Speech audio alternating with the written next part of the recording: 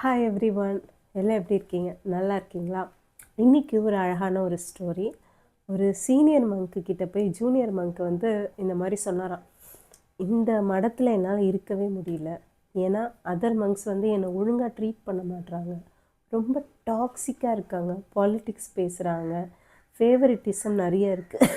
என்னால் பீஸ்ஃபுல்லாக என்னால் அந்த ஸ்பிரிச்சுவலோட ஜேர்னியை வந்து கண்டினியூ பண்ண முடியல. இங்கே பார்த்தாலும் நெகட்டிவிட்டி, ஒரு டாக்ஸிக்கு அந்த மாதிரியான ஒரு சுச்சுவேஷனாக இருக்குது. தயவு செஞ்சு என்னை வேறு மடத்துக்கு மாற்றிடுங்க அப்படின்னாங்க. உடனே சீனியர் மங்க் சொன்னார், அப்படியா, சரி, ஓகே, அதுக்கு போகிறதுக்கு முன்னாடி எனக்கு ஒரே ஒரு விஷயம் மட்டும் பண்ண அப்படின்னாராம். சரின்னு சொல்லிவிட்டு அந்த ஜூனியர் மங்க் சொன்னாராம், என்னென்னா ஸ்பூனில் வாட்டர் வச்சுட்டு இந்த மடத்தை வந்து சுற்றி வரணும், அதுதான் டாஸ்க்கு.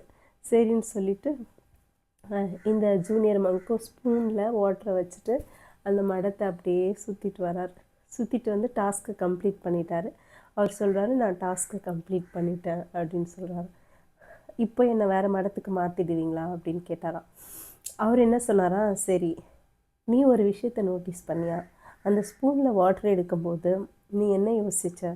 நான் இதை பற்றியும் யோசிக்கல, நான் யாரையும் கவனிக்கலை, என்னோடய பர்பஸ் எல்லாமே அந்த ஸ்பூனில் இருக்க அந்த தண்ணி வந்து சிந்திடக்கூடாதுன்றதுல தான் இருந்துச்சு அப்படின்னாராம். அதே மாதிரி தாங்க வாழ்க்கையில் நம்மளை சுற்றி நிறைய நெகட்டிவ் பீப்புள் இருப்பாங்க. நமக்கு எங்கே போனாலும் அந்த டாக்ஸிக் இருக்க தான் செய்யும். நீங்கள் அதை கன்சிடர் பண்ணிங்கன்னா உங்கள் லைஃப்பில் அது ரொம்ப பெரிய ப்ராப்ளமாக தெரியும். அதுவே if you have the purpose in your life, உங்கள் வாழ்க்கையில் நீங்கள் ஒரு விஷயத்தை செய்யணும்னு நினைக்கும்போது அதில் மட்டுமே ஃபோக்கஸ் பண்ணும்போது இந்த மாதிரியான நெகட்டிவ் பீப்புளாக இருக்கட்டும், டாக்ஸிக்காக இருக்கட்டும், எதுவுமே கண்ணுக்கு தெரியாது. லைஃபு சந்தோஷமாக வாழ்கிறதுக்கு இந்த உடம்பும் சரி, இந்த உயிரும் சரி, குறைஞ்ச நாட்களுக்கு தான். அதாவது எப்படி சொல்கிறது, we are not going to live 100-200 இயர்ஸ்லாம் கிடையாது.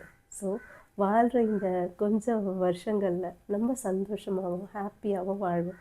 நீங்கள் டாக்ஸிக்கும் நெகட்டிவிட்டியும் ஃபோக்கஸ் பண்ணாமல் உங்கள் லைஃப்பில் ஃபோக்கஸ் பண்ணுங்கள்.